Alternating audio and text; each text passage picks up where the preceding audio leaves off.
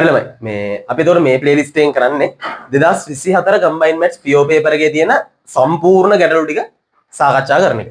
එතකොට මේ ප්ලේලිස්ට් එකේ ඔයාලට වීඩියෝ එකට ගිහිල්ලා මම හැම ප්‍රශ්නයකටම එක වීඩියෝ එකක් අප්ලෝඩ් කරනවා. කියන්නේ කෙටි ප්‍රශ්න 10 වීඩියෝ 10ක් අප්ලෝඩ් කරනවා. ඊළඟ ප්‍රශ්න 7ට වීඩියෝ 7ක් අප්ලෝඩ් කරනවා. ඔයාලට බැරි ප්‍රශ්නයක් තියෙනවා නම් ඒ ප්‍රශ්නෙට ගිහිල්ලා අදාළ ප්‍රශ්න විතර ඩිස්කෂන් එක බලන්න පුළුවන් අවස්ථාව හදලා දෙනවා මේ ප්ලේලිස්ට් එකේ. හරි.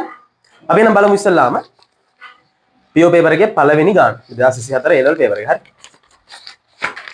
හරිනේ එතකොට අපි 2024 PO පේපර් එකේ ගණිත අභ්‍යෝහන මූලධර්මයේ පාවිච්චි කරන ගාන බලමු. හරි.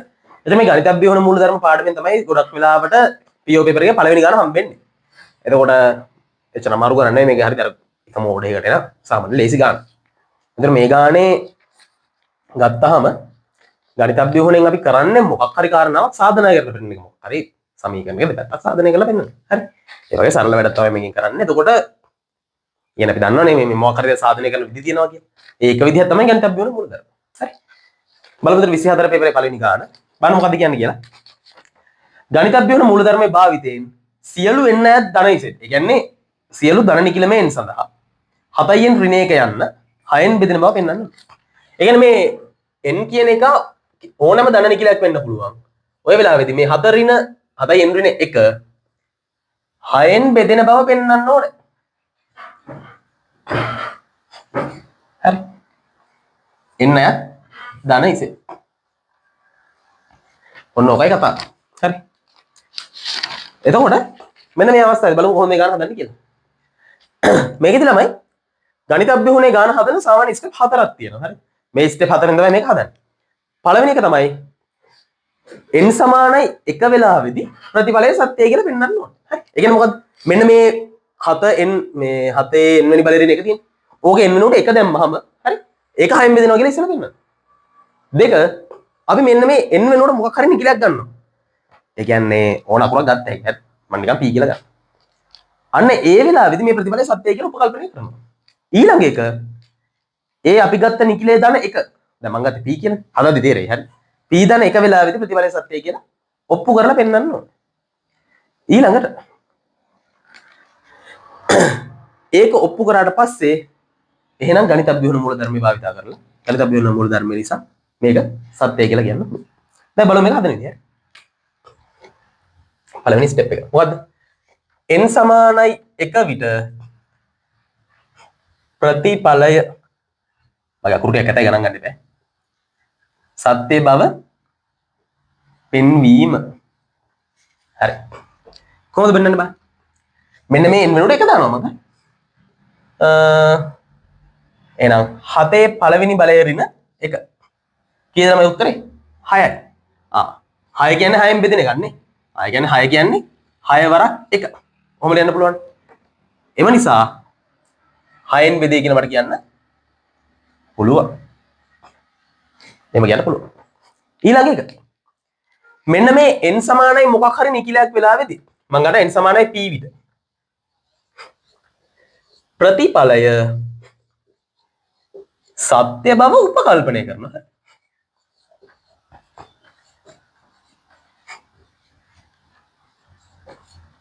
මම හිතනවා ප්‍රතිඵලය සත්‍යයි කියලා. ප්‍රතිඵලය සත්‍යයි කියලා මම හිතනවා. දැන් ඕක හිතලා ඊළඟට මම කරන්න ඕනේ n සමානයි p ධන 1 විට ප්‍රතිඵලය සත්‍ය බව උපකල්පනය කරනවා. උපකල්පනය කරනවා නෙමෙයි සාධනය කරන්න ඕනේ. හරි. හැමකෙම උපකල්පනය කරලා බෑ. සාධනය කරන්න ඕනේ. දැන් බලමු ස්ටෙප් දෙක කොහොමද කරන්නේ කියලා. මම දැන් ගන්නම් n සමානයි p වෙලාවෙදී. හරි. n සමානයි p වෙලාවෙදී මොකද වෙන්නේ? 7යි p ඍණ 1 සමානයි 6න් බෙදෙනවා කියලා කොහොමද මම අපි කියන්නේ? 6න් බෙදෙනවා කියලා කියන්නේ මෙන්න මේ සංඛ්‍යාව මේක 6 ගුණ කිරීම තවත් මොකක් හරි එකක් කියලා ලියන්න පුළුවන් නේ අපිට. 6 ගුණ කිරීම මොකක් හරි නිකල සංඛ්‍යාවක් කියලා මම ලියන්න පුළුවන්. එහෙනම් මම ලියනවා මේක 6යි k කියලා. පැහැදිලි? මේකේ වැඩි හොඳට මම මේ 7යි p පොඩ්ඩක් උක්ත කරගන්නවා. හරි. 7යි p සමානයි 6යි k ධන 1. මෙන්න මේ k කියන්නේ ධන නිකලයක් කියලා ලියන්න ඕනේ. ඒ k කියන්නේ අපි දාගත්ත එකනේ. ඒක මොකද්ද කියලා අපි පෙන්වන්න ඕනේ. ඊළඟට 4 නෙමෙයි මේ මොකද්ද මේ? මෙන්න මේ n සමානයි p ධන 1 විතර ප්‍රතිඵලය සත්‍ය බව සාධනය කරනවා. මම මෙන්න මේක 1 කියලා ගන්නවා. දැන් n සමානයි p ධන 1 විට. හරි. මොකද්ද වෙන්න ඕනේ එහෙනම්? මෙන්න මේ පැත්ත එහා පැත්තෙන් 6න් බෙදෙනවා කියලා පෙන්වන්න ඕනේ. ඕකනේ පෙන්වන්න ඕනේ. සරලව කියනවා. ඔන්න ඔය වෙලාවට ගමු අපි. 7යි p ධන 1 ඍණ 1. දැන් මම පාවිච්චි කරනවා පොඩි ගණිතමේ ටෙක්නික්ස් ටිකක් මේ. 7යි p ධන 1 තියෙනවා. එහෙනම් මට ලියන්න පුළුවන් මේක 7 ගුණ කිරීම 7යි p කියලා. අපි දන්නවා මොකද මේ දර්ශක දෙකක් එකතු වෙනවා කියලා කියන්නේ ගුණ කිරීමක් තියෙනවා. හරි. එහෙනම් 7යි පළවෙනි බලේ ගුණ කිරීම. ඍණ 1. මෙන්න මේ 7යි p වෙනකොට මම මෙන්න මේක ආදේශ කරනවා 1. මම ලියන සමීකරණ අංක 1 මම ලියන්න පුළුවන් 7 ගුණ කිරීම 6යි k ධන 1 ඍණ 1. ඔහොම ලියන්න පුළුවන්. හරි. මේක සමානයි. මේක සමානයි කියලා අපි ලියමු මේක. පොඩක් පැත්ත වැරදුනා ගණන් ගන්න එපා. ඍණ 1. හරි. දැන් බලන්න. මෙන්න මේක මම ප්‍රසාරණය කරලා සුළු කරනවා. මොකද වෙන්නේ? මේක ඉතින් සුළු කරන්න ඕනේ දැන් මම මෙහෙම තියාගන්න ඕනේ 7 වරක් 6යි k ධන 1 කියන්නේ 7 ඍණ 1. මම ලියෙහි. මෙහෙම තියෙනවා 7යි p ධන 1 ඍණ 1. මම මේ දේ මාරු කරලා ලියන්නම් නැත්නම් කැතයි වගේ.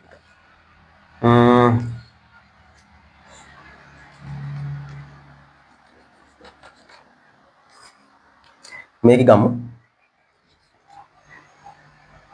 7ක් එළියට ගන්න පුළුවන් නේද මේක 7ක් නෙමෙයි 6ක්. ඇයි මේ මම ඉස්තපේ ලියන්නේ නැහැ හරිද බෝඩ් එකේ ඉන්න මදි මදි. මෙතන මේ දැන් 7 වතාවක් 6යි කි ධන 4 ඍණ 1 කියලා තියෙන්නේ මේ 4 ඍණ 1 6යි. එහෙනම් මෙතනින් මට 6ක් එළියට ගත්තා මෙතනින් 6ක් එළියට ගත්තා. මම ලියනවා 7යි p ධන 1 ඍණ 1 සමානයි 6ක් එළියට ගත්තාම 7යි k ධන 1 ධන. දැන් බලන්න ළමයි මේකේ මෙන්න මෙතන මෙන්න මේකත් මොකක් හරි නියතයක් නේද?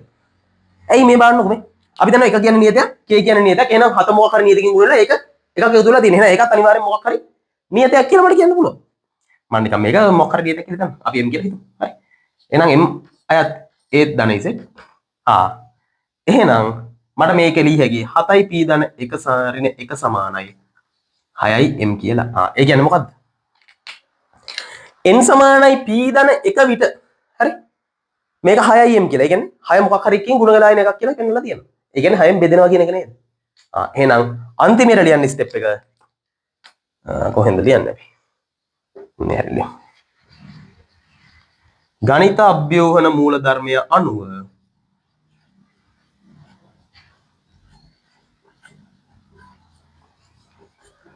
සියලු ධන නිකිලමය n සඳහා ප්‍රතිඵලය